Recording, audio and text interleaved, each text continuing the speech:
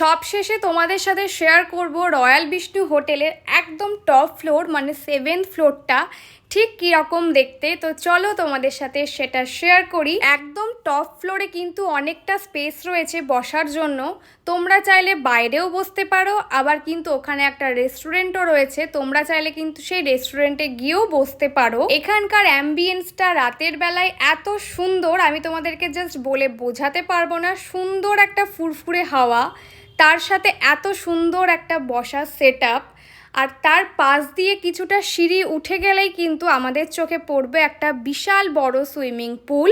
আর একদম top floor থেকে বহরমপুর শহরটাকে দেখতে তো ভীষণ ভালো লাগছিল।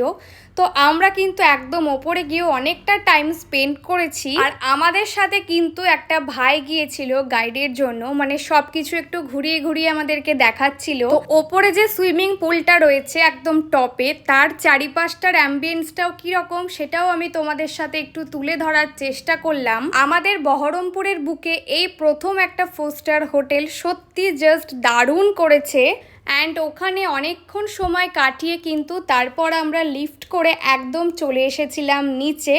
অ্যান্ড যেহেতু অনেকটাই রাত্রি হয়ে গিয়েছিল, এইবার কিন্তু আমাদের বাড়ি ফিরতে হবে। তো তোমাদের এই ব্লগটা কেমন লাগলো অবশ্যই করে কিন্তু কমেন্ট করে জানিও। চলো টাটা।